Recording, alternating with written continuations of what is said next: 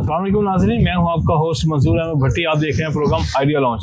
नाज़रीन, दुबई के अंदर आपने कोई भी कारोबार करना हो, कोई भी बिजनेस करना हो, चाहे वो ई कॉमर्स हो, चाहे वो फ्रीलांस की बिजनेस हो, जनरल ट्रेडिंग हो, ट्रैवल एंड टूरिज्म हो, उसके लिए एक बेसिक रिक्वायरमेंट होती है, वो यहाँ का ट्रेड लाइसेंस। वो यहाँ के लॉ बहुत सख्त है। विदाउट ट्रेड लाइसेंस आपको यहाँ पे कोई एक्टिविटी नहीं कर सकते, चाहे वो दुबई हो, अबू धाबी हो, रास अल खैमा हो, शारजा हो, सातों रियासतों के अंदर कुछ भी काम करना है और उसके लिए बेसिक रिक्वायरमेंट जो होती है वो है यहाँ का ट्रेड लाइसेंस, आपकी एक्टिविटी जो आप करना चाह रहे हैं।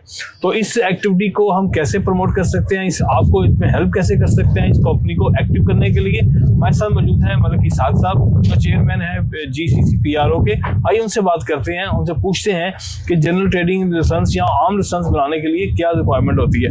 तो मलिक साहब, बहुत शुक्रिया दोबारा आने के लिए। ये बताइएगा कि कोई भी कारोबार करना हो यहाँ पे, आपको पता है बेसिक रिक्वायरमेंट लाइसेंस ही होता है। तो इस वक्त जो कौन कौन सी लाइसेंस हैं, कौन कौन सी एक्टिविटी हैं और कौन कौन से यहाँ पे अपॉर्चुनिटी है जिसमें हम काम कर सकते हैं? मैंने आपको पहले भी एक दफ़ा जो जिक्र किया कि आपको सबसे पहले कोई भी बिजनेस है कि आपको ये देखना चाहिए कि आपकी जो स्ट्रॉन्ग गिरफ्त, कोई भी हमारे भाई जो बिजनेस करने चाह रहे हैं उनको चाहिए कि उनका स्ट्रॉन्ग एरिया कौन सा है, उनका एक्सपीरियंस कौन सा है, क्वालिफिकेशन कौन सी है जो उनको सपोर्ट करे, और उसी से रिलेटेड फिर उनको कोई एक्टिविटी सिलेक्ट करनी चाहिए। फिर उनको देखना चाहिए कि भाई उनको कौन सी टेरिटरी में जाना चाहिए। किधर 7 स्टेट्स हैं, जैसे दुबई है, अजमान है, अबू धाबी है, फुजैरा है, मुल्कवीन है, शारजा है। और उसके बाद उनको फिर ये भी देखना चाहिए कि भाई उनका बजट कितना है, उन्होंने कितना बजट एलोकेट किया हुआ है। फिर उनको ये देखना चाहिए कि भाई हमें मेनलैंड कंपनी की एक्टिविटी में जाना चाहिए और फ्री जोन में जाना चाहिए। तो उनको सबसे पहले तो ये सिलेक्शन करनी चाहिए, और उसके बाद अगर मेनलैंड पे जाना चाहेंगे तो उनको सबसे पहले जो प्रोसेस स्टार्ट करना पड़ेगा, इनिशियल नेम अप्रूवल लेनी पड़ेगी, और उसके बाद एमओ होगा, मेमोरेंडम ऑफ जो आर्टिकल्स होगा, डीईडी में वो सबमिट होगा, और उसके बाद आपका एक वोचर निकलेगा। जो वोचर निकलने से पहले अगर एजुकेशन डिपार्टमेंट है उसकी बहुत सी एक्सटर्नल अप्रूवल चाहिए, जैसे ट्रैवल एंड टूर में एक्सटर्नल अप्रूवल चाहिए, और जब वो एक्सटर्नल अप्रूवल्स हो जाएगी उसके बाद आपको लाइसेंस जारी होगा। लाइसेंस के बाद आप अकाउंट ओपन में जा सकते हैं, उसके बाद अपना स्टाफ हायर कर सकते हैं, वीज़ा लोगों को दे सकते हैं। तो ये हर एक की लिमिटेशंस हैं फ्री जोन में और या उसका और मेनलैंड में कहाँ डिफरेंस क्या होता है इन दोनों में? अच्छा, जो फ्री जोन में या मेनलैंड में, मैं पहले आपको मेनलैंड बताता हूँ कि मेनलैंड में उसके बेनिफिट्स हैं कुछ और कुछ डिसएडवांटेज भी हैं। बेनिफिट ये है कि उस पर आपको जो अभी इन्होंने एक फैसिलिटी ये भी इंट्रोड्यूस करवा दी हुई है यूएई में कि आप 100% अपनी ओनरशिप रख सकते हैं, जो पहले नहीं थी, आपको 51% पे लोकल डालना पड़ता था। ठीक है। अच्छा, मेनलैंड पे आप पूरे यूएई में कहाँ भी एक्टिविटी कर सकते हैं, एक्सपोर्ट कर सकते हैं, ट्रेडिंग कर सकते हैं, इंपोर्ट कर सकते हैं, आप एम्प्लॉई, आपको एक कोटा मिलता है, एम्प्लॉई रख सकते हैं, और आप बेशुमार एक्टिविटी कर सकते हैं इनलैंड में। और आपको फिर कई स्पेशल रिक्वायरमेंट ऐसी हैं कि जिधर गवर्नमेंट आपको सिर्फ मेनलैंड की कंपनी को एंटरटेन करती है अगर आपने कॉन्टैक्ट ले दिए, गवर्नमेंट से कॉन्टैक्ट ले। अच्छा, तो फर्ज किया कि ये चीज़ है, लेकिन इसकी कॉस्ट थोड़ी सी ज़्यादा होती है।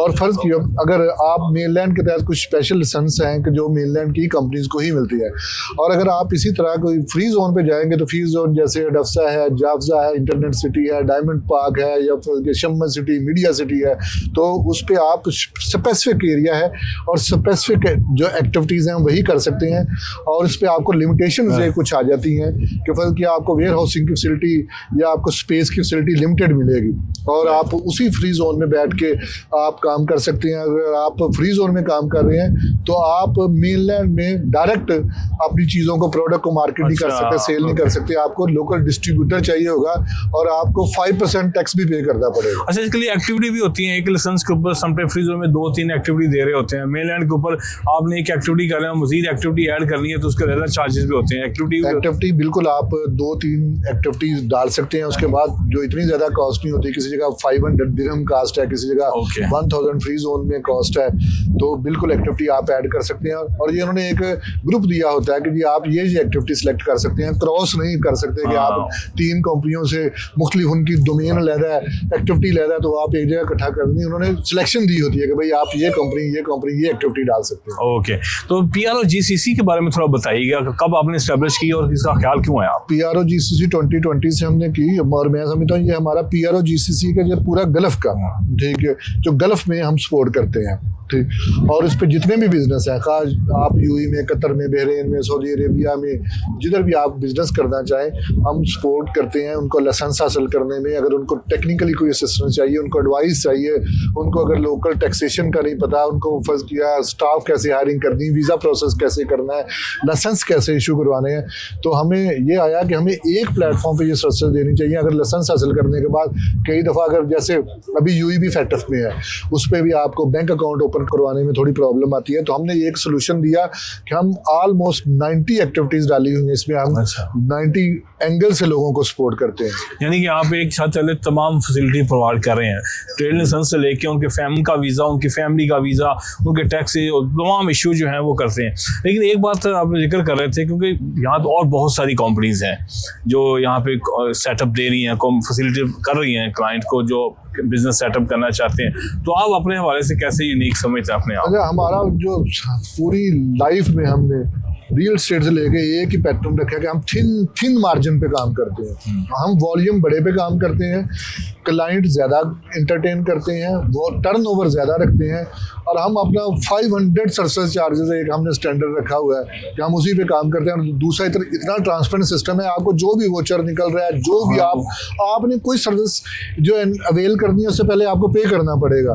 तो हम इतनी ट्रांसपेरेंसी रखते हैं कि साथ आपको रसीद दे दी, भाई हमें 500 चार्ज हमने कर लिया, तो इसलिए हमें बिजनेस ज़्यादा आता है। और अगर अप्रूवल ज़्यादा है किसी एंगल से तो फिर नेगोशिएबल होगा, लेकिन हम वो भी एक बिल्कुल नॉमिनल से चार्जेस होंगे। मतलब एक और अपनी बता रहे जिक्र कर रहे थे कि यहाँ कंपनी है वो सारे काम ये सर्विस दे रही हैं, लेकिन आप जिक्र किया था कि आप जो लाइसेंस यहाँ बनाता है, यहाँ को बिजनेस करना चाह रहा है, आप उनको फैसिलिटेट भी करते हैं, तो वो फैसिलिटेशन क्या है, वो थोड़ा शेयर कीजिए। अच्छा, फैसिलिटेशन ये है कि लोग सिर्फ लाइसेंस आपको बना कर देंगे, या दूसरी कंपनी जब आपको बिजनेस सेटअप की कंपनी जो सिर्फ आपको लाइसेंस जारी करेंगे और उसके बाद वो कहेंगे भाई ठीक है ये हमारी सर्विस कॉन्टैक्ट है, लेकिन हम उनको नेटवर्किंग देंगे, हम उनको रेलिवेंट B2B के जो उनके चैनल पार्टनर्स देंगे, उनके जो B2B कम्युनिटी देंगे कि भाई आप इन लोगों से आप बिजनेस कर सकते हैं। जैसे फर्ज किया पैराडाइज ग्रुप ऑफ कंपनीज, अगर मैं अपने नाज़रीन को भी कहता हूं कि अगर उनको मौका मिले तो उनको जरूर विजिट कीजिएगा। एक प्लेटफॉर्म पे कितनी तरह की सर्विसेज हम जो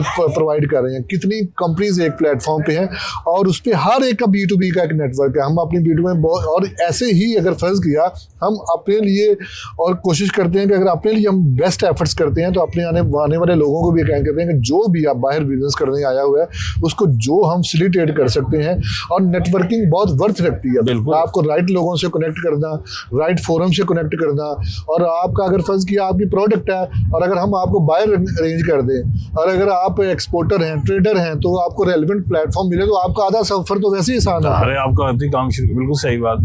और इसके अलावा जो कंपनीज कितनी टोटल आपकी, मतलब अगर उसको बाहर जाने की जरूरत ही नहीं मेरा ख्याल, जितनी आपकी 75 के करीब कंपनीज हैं यूके में, पाकिस्तान में, यहाँ पे, तो कोई भी बिजनेस करेगा तो डेफिनेटली आप उनको फैसिलिटी प्रोवाइड करेंगे। सहूलत देखिए, हम हर एंगल में लोगों को देखें, अगर वो कोई कहता है कि आजकल आईटी सेक्टर में बहुत काम कर रहा है, जैसे यूएई की गवर्नमेंट फिनटेक को बड़ा प्रमोट कर रही है, और इसके अलावा ब्लॉकचेन को, स्मार्ट सिटी सॉल्यूशंस को बहुत ज़्यादा सपोर्ट किए, आर्टिफिशियल इंटेलिजेंस को, अगर रिन्यूएबल एनर्जी में सोलर पे इनका बहुत जोर है, अगर ऐसे हेल्थ केयर में इनको कोई फैसिलिटी चाहिए तो ये साथ हमारी कंपनीज भी इनमें काम कर रही हैं। अगर फूड बेवरेज में इनको काम चाहिए, अगर इनको ट्रैवल और हॉस्पिटलिटी में कुछ चाहिए, अगर इनको फाइनेंशियल सर्विसेज चाहिए, तो हमारी कोई ना कोई कंपनी इस पे हेल्प भी करेगी, सपोर्ट भी करेगी, और हमको सिर्फ इनको इंटरकॉन्टिनेंटल सपोर्ट भी दे सकते हैं।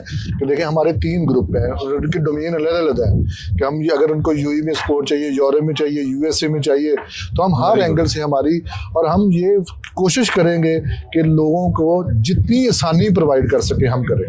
थैंक यू वेरी मच, बहुत शुक्रिया। नाज़रीन, ये थे मलिक इसाक साहब, और जो इनसे बात करने का असल पर्पज़ ये था आज, क्योंकि इनके अंदर जो यूनिक चीज़ थी ना वो यही थी कि आप कोई भी बिज़नेस करें, आपको इंटरनेशनल यहाँ से एक्सपोजर मिलेगा, इंटरनेशनल नेटवर्किंग मिलेंगी, और आपको पता है कि networking is a wealth now. So इसलिए इनसे रब्ता जरूर कीजिएगा। इनका मैं कोशिश करूँगा इनका डिटेल आपको नीचे स्क्रीन में शेयर कर दूँ, और कोई भी बिज़नेस यूएई के अंदर करना चाहते हैं तो इनसे कॉन्टैक्ट कीजिएगा। अपने होस्ट मंजूर अहमद भट्टी को इजाज़त दीजिए। अल्लाह हाफ़िज़।